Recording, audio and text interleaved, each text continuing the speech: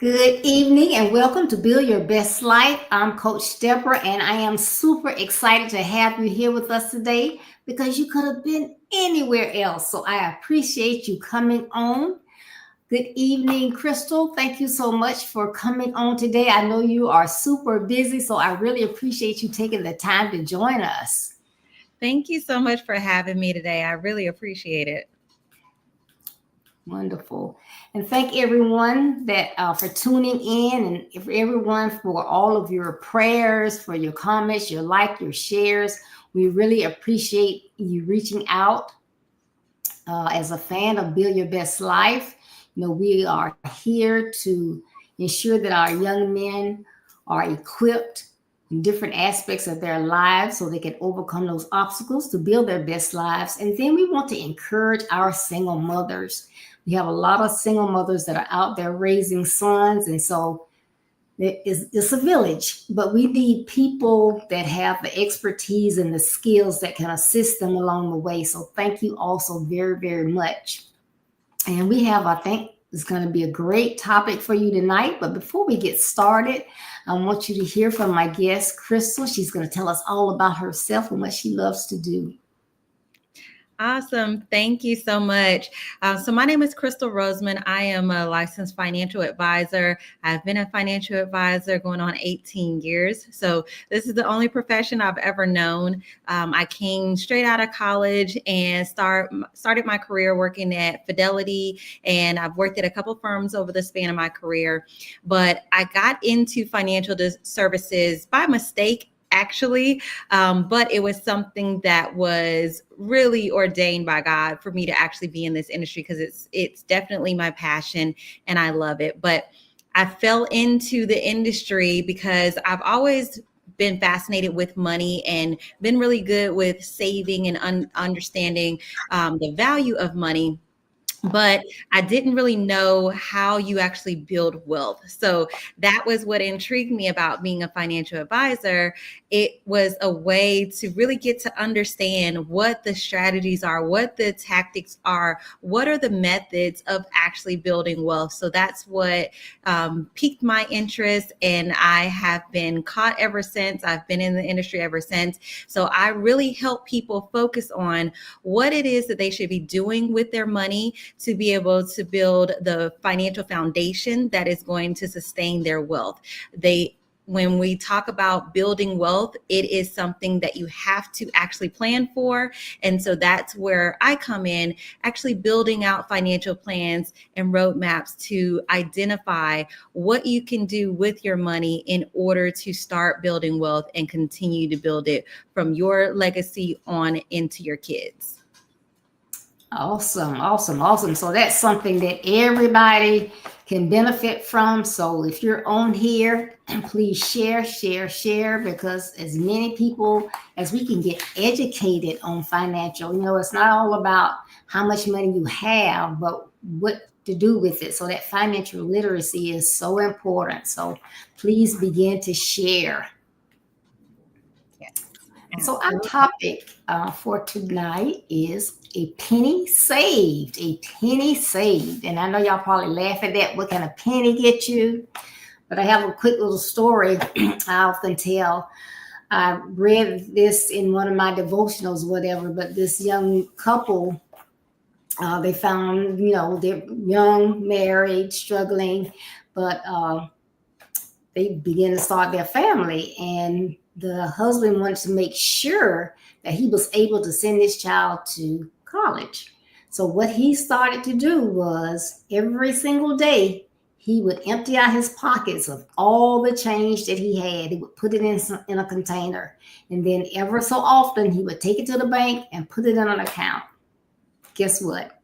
He had enough to send his child to college. So those pennies add up. But we live in a world of uncertainty, and it is essential to put funds aside.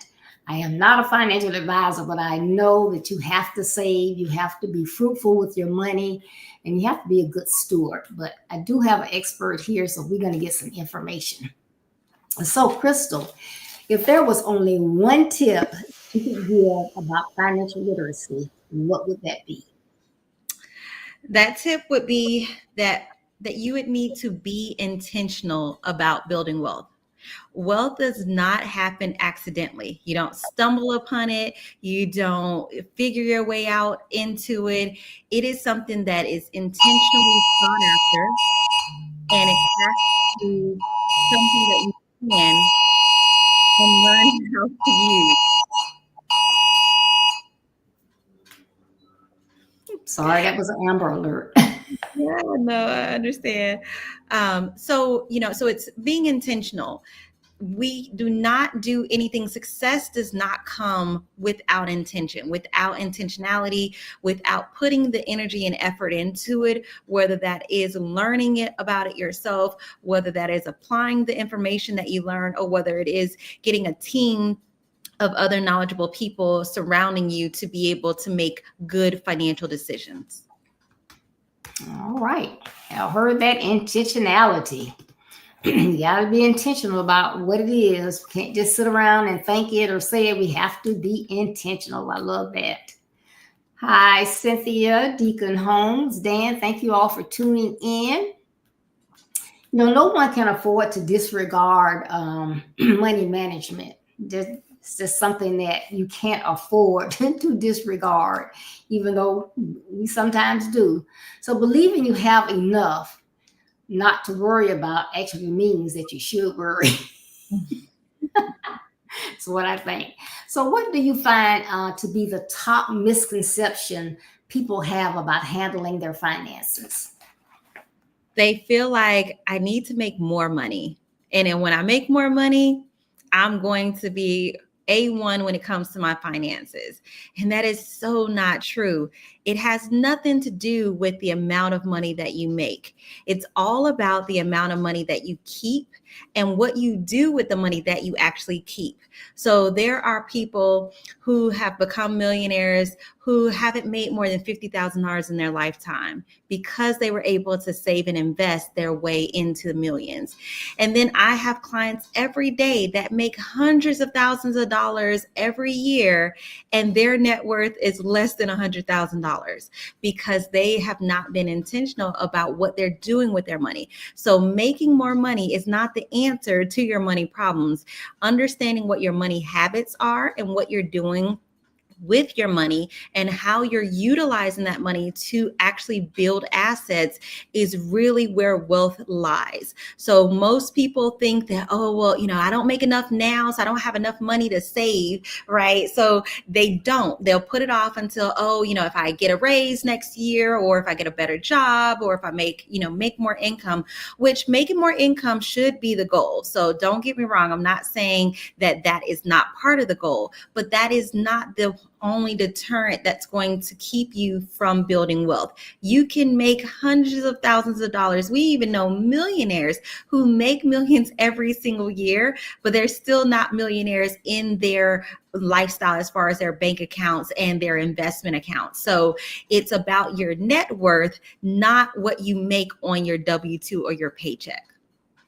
Wow. That's good stuff. Yes. So again, share. And if y'all have any questions, please make sure to put those in the chat as well. Hopefully we will have time at the end that Crystal will be able to answer those questions for you or send you in the right direction. So please provide us, and I came up with 5. It might be more you want to do or less, but I'm saying 5 tips on innovative money management. Some money management tips. Okay. So when it comes to money management, it really boils down to a lot of these basic money management skills that we overlook. So the number one that everyone hates is the B word, which is budget. You got to know your budget. And a budget is not there to be restrictive. A budget is to entitle you so you know exactly how much money you have left over at the end of the month. You know exactly how much money you have to play with when you want to do something, when you want to go out to eat, when you have an activity that's coming up, when you have a trip that's coming up. You want to know exactly how much money you have, because if you don't, then you're going to be taking away from another area that you're going to need to cover. So oftentimes people find themselves in such turmoil when it comes to their finances because they don't know their budget. They feel like, oh, I make this amount of money, I should be able to afford it. Should is not a strategy. So it's not about what you should be able to afford. It's about what you actually can afford. So if you do not know your budget, you do not know how much you can afford to put into any area, whether it is leisure, whether it's your bills, whether it's assets. So you can't get to the end goal if you don't know what resources you have to get there. Mm-hmm. So your budget is the number one resource, and it doesn't have to be super complicated. It's not a difficult measure. You literally are going to take what money you make every month, what are your expenses every month, and then see how much you have left over. If you have never done a budget and you're like, I don't want to do a budget, you can do what's called a reverse budget. You can go back and look at your last month's expenses so you can see how much you spent in each of these categories. That will give you an idea based off your income, whether you are in the positive or whether you're in the negative, because oftentimes people are operating in the negative and they don't even know it. Why? Because they don't know what their budget is. So it's so important to understand and know your budget. So that's tip number 1. Tip number 2 is we have got to pay off debt. Debt is the robber of wealth. When we really don't realize that we're financing our lifestyles, we are doing it at the expense of our future. So we have to be able to pay off the debts and not take on more than we can chew, because we're a consumer society. So we are always saying, what can we get, right? What can we afford? How much of a car payment can I afford? How much of a house payment can I afford, right? That's how we live our lives. But that's not how you should operate your finances. You want to eliminate as much consumer debt as humanly possible, as quickly as possible, because that money that you're putting towards debt should be the money that you're putting towards assets that help you actually build your wealth. So when we think about the things that are prohibiting us from building wealth, debt is the number one culprit. So you can make all the money in the world, but if you spend half of it on debt repayment, then you don't have enough to actually get ahead. So this is why we feel like we're living paycheck to paycheck, no matter what your salary range is, right? Whether it is below $50,000 or whether it's over $100,000.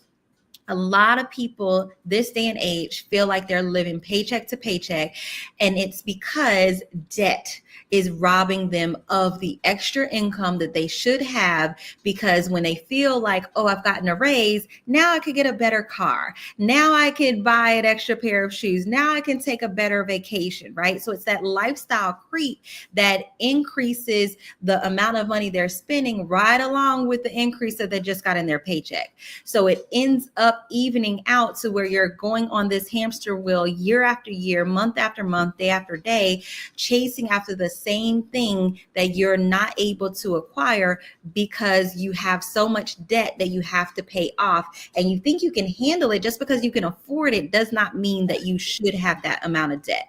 So there's healthy debt, but even in the grand scheme of things, debt is not your friend. It is when you're using it as leverage, but it is not when it's consumer debt. So you want to get rid of the liabilities as quickly as possible, and that's going to help you get to your goal much, much faster. The third one is going to be to keep your credit high. I know that, especially in our communities, credit is one of those taboo, commentary subjects that we talk about. It's just like, oh, when they talk about our community, it's like, oh, you ain't got good credit if you are, X, Y, and Z, right? And that's an assumption, but it does not need to be accurate. You are the only person who is responsible for keeping your credit high. When you don't have your credit high, it costs you in so many ways. So just like we were talking about paying off your debt, right? That goes into keeping your credit good. Your credit is your adult credit, your adult report card. So it's showing how responsible you are as it relates to what your obligations are, how responsible you are with your finances, how responsible you are with doing what you say that you're going to do. If you take out a loan, you're agreeing that you're going to pay that back. So your obligation is to pay that back on the terms that you have agreed to within that time frame. Keeping your credit high is very simple. Pay your debts on time. Don't use more than what you can afford, and don't be late on any of your payments. And you want to make sure that you are utilizing your credit in a manner that is beneficial to you. So there's different components to your credit, but paying it on time is the number one thing. So if you ever get into a situation where you can't pay something on time, make sure you reach out to that lender to let them know. Because if you borrow money from someone and you promise to pay it back at a certain date, it is only right to let them know if you are not able to pay it back at that certain date. So keeping your on-time payments and keeping your utilization low is going to be very, very important. And then you don't want any negatives, because that means you haven't paid something, right? So again, the priority is paying what you owe when you're supposed to pay it, and keeping that at a minimum. Keeping your credit high will impact so many things. There are companies that run your credit in order for you to get a job with them. There is going to be companies that run your credit in order to get housing with them, right? Whether we're talking about renting or whether we're talking about buying, it all is dependent on your credit. If you want to get a vehicle finance, it's going to depend on your credit. If you need to access any loan funds or credit cards, that's all going to be dependent on your credit. So when you have bad credit, you pay so much more for these essential items. It could cost you employment. It could cost you places to live. And when you do get those places, you have to pay more for it. You have to pay a bigger down payment. You have to pay a higher interest rate. So bad credit really costs you way more in the long run. So it is worth it to keep your credit scores high, keep your credit in good standings at all times. All right. Now, the fourth one is to fund your assets. So wealth is an accumulation of assets. When we talk about your wealth, we're looking at your net worth. Your net worth is a combination of all of your assets put together minus all of your liabilities. So if we had to liquidate everything that you own, sell everything that you own, and pay off all your debts, what would you be left over with?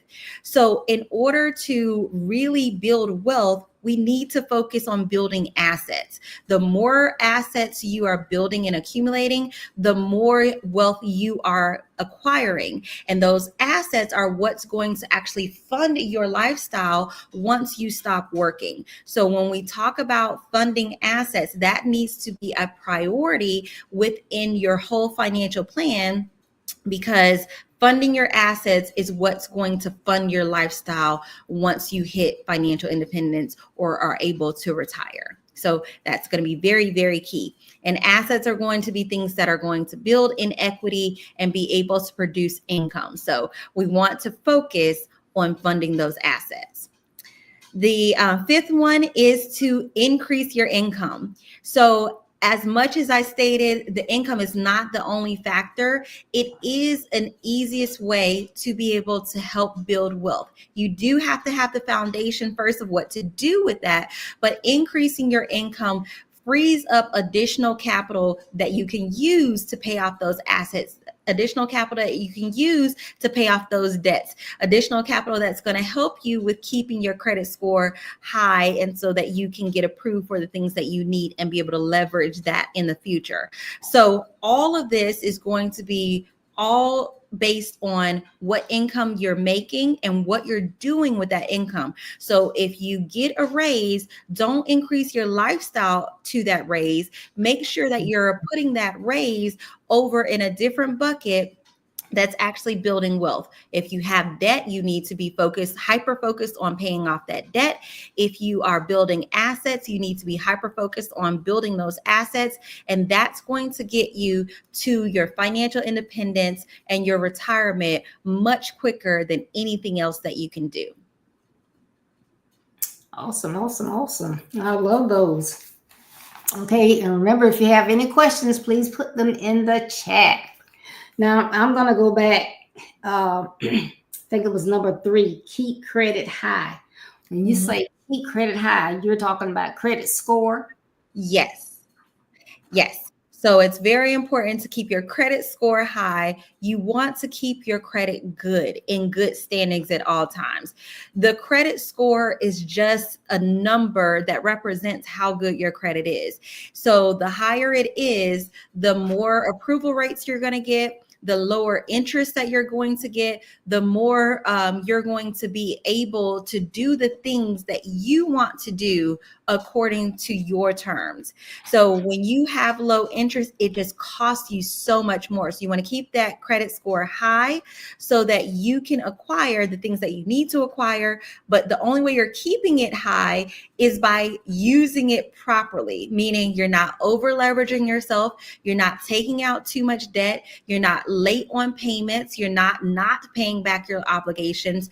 Those are the factors that keep your credit score high. So you have to be very intentional about doing that, because one late payment could drop your score 100 points. One late payment could take years before it gets off of your credit. And so new lenders are going to look at that and say, oh, they don't pay their stuff on time. Why would I lend you new credit, right? They don't pay their stuff on time with a higher risk. So I am going to charge you more in interest for whatever I'm lending you. So it's very important to keep that credit score high at all times. And that's going to give you the best positioning to be able to do what you need to do as it relates to your finances and your lifestyle. Okay. Why is it that sometimes when I'll say people run your credit for something that even if you don't purchase anything, it may impact your credit score. Is that true? Is that a true Yes. statement?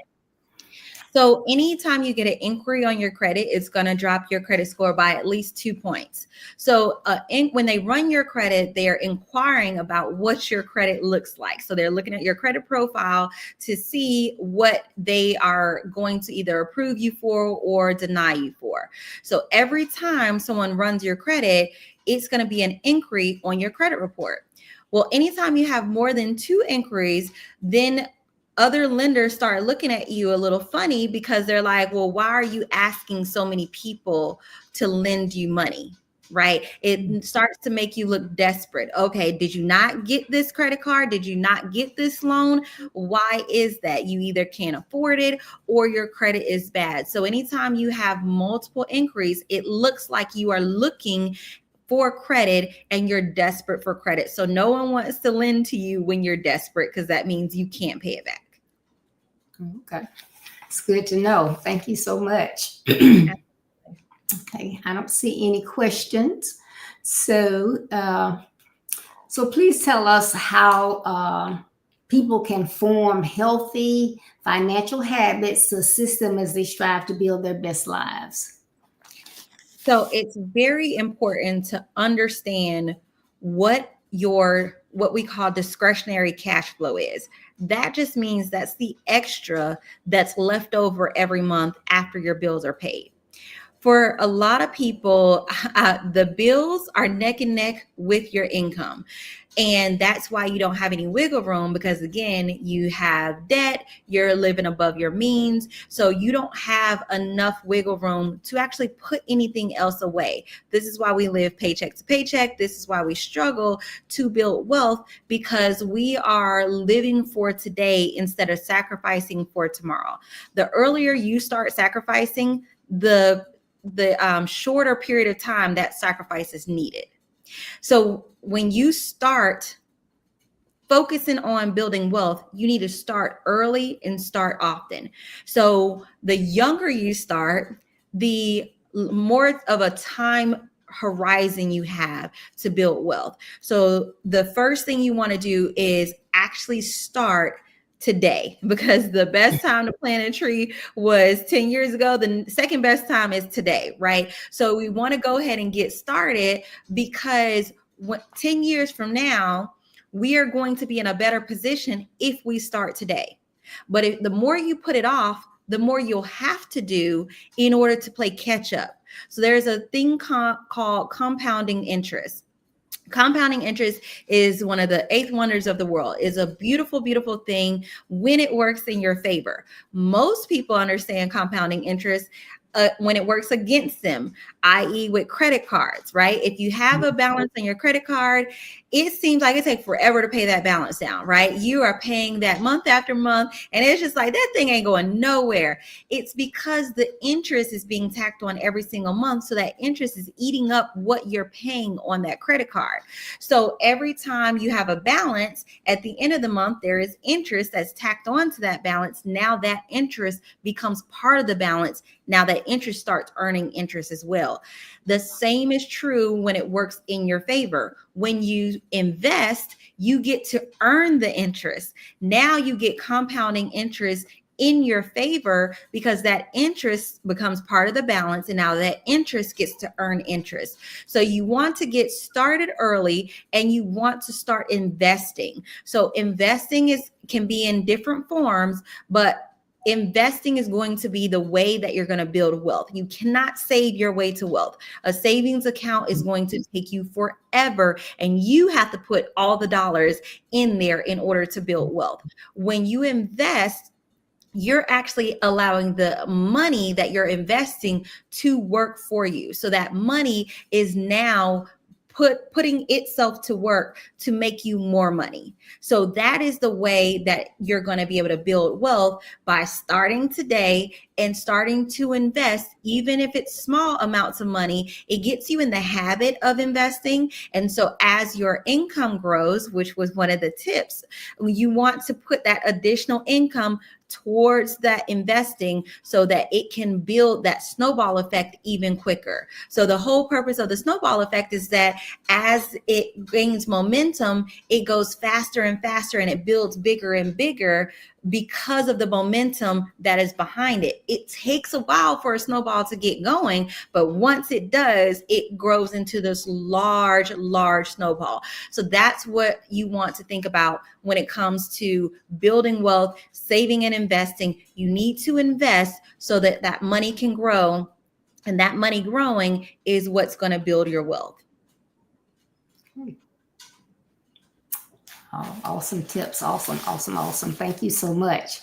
So if you have not been on here the entire time, as we were talking about, as Crystal was talking about, telling us how to invest and save, giving us those tips on, how best to manage our money. Please share. I go back and look at this in its entirety. But always share. A lot of people, we don't do better because we don't know better. So the only way they're going to learn, or we're going to learn, is if someone else knows and they let us know about it. So I really would appreciate it if you could share this out with someone today. And Crystal, if you could please give them your information, how they could get in contact with you, or website or whatever. If they have questions, that would be great. Absolutely. So the best way, I am on social media. So I want to invite everyone to connect with me on social media. My Instagram is Built with Crystal. So go check me out there. That's where you're going to see the most from me as far as information. I drop tips and gems all the time.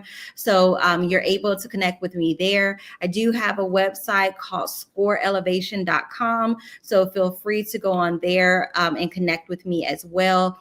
So those are going to be the primary ways to get in contact with me, and I will certainly be able to help you. But I do want to make sure that people understand, the ways that I'm able to help. So I am a financial advisor, so I am here to help coordinate a financial plan for you so that you know what to do with your money, how to structure your money so that it's growing and it's invested for you. So a lot of people are focused on actually making the money, but they don't know what to do with it when they get it. And that's where we're seeing so many people on this hamster wheel, right? Because you made X amount of dollars this year. By the end of the year, you don't really have anything to show for it. So then you have to start all over on January 1st. You got to do it all over again. And you hope that you make more money. But what we have to realize is that we have to invest our money so that it's going to be growing while we are working and sleeping, right? You want your money to have a job just like you have a job. And that is how you're going to build wealth. So my job is to put together a financial plan, that roadmap that identifies where you are as your starting point, what are the things that you can be doing to increase your overall wealth, and the methods of how you're going to get there. So I do encourage everyone, even if you do not think that you're at a spot for having a financial advisor, make sure that you're educating yourself, because there is a lot of information out there, and we're in the information ages, so there's no excuse. Now, I will say that you have to be careful where you get your information from, right? Not everyone is the actual guru, so you do want to get validated information. But there is no excuse not to know anymore. If you are serious about your finances, if you're serious about investing in yourself so that you can get a return that is going to equate to you building wealth, then definitely make sure that you get with a financial professional that you trust to be able to help guide you through that, because you don't know what is going to be on that pathway. And our job is to really be able to identify what the roadblocks are. What are the issues that you're running into? If you say, oh, Crystal, I want to invest in the stock market, but I don't know where to start, I can walk you through how to start an investment account, how to put your money in there, how to make those decisions as to how you should be investing, right? Investing is not super complicated. You just got to know what you're doing. If you say, I want to, grow my business, then we're going to look at what your business is currently doing, how it's currently structured, what are the areas of improvement, and what are the methods that you need to go about to improve it. So we do have to focus on the things that are the most important. We're good at what we're good at. And you have to understand that what your strengths are versus what your weaknesses are. If you are not professional at money management, then you need to connect with a professional that is, because your money is not going to teach you what to do with it.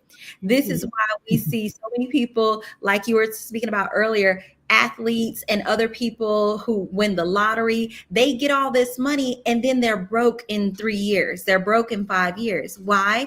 Because just because they have a lot of money does not mean that they have financial literacy. That does not mean that they know what to do with that money, how to grow that money. You can inherit money and you can end up broke. We've seen that time and time again. Most generational wealth is lost on the second or third generation because those generations didn't work for that money. So they don't know how to grow that money. They just inherited it.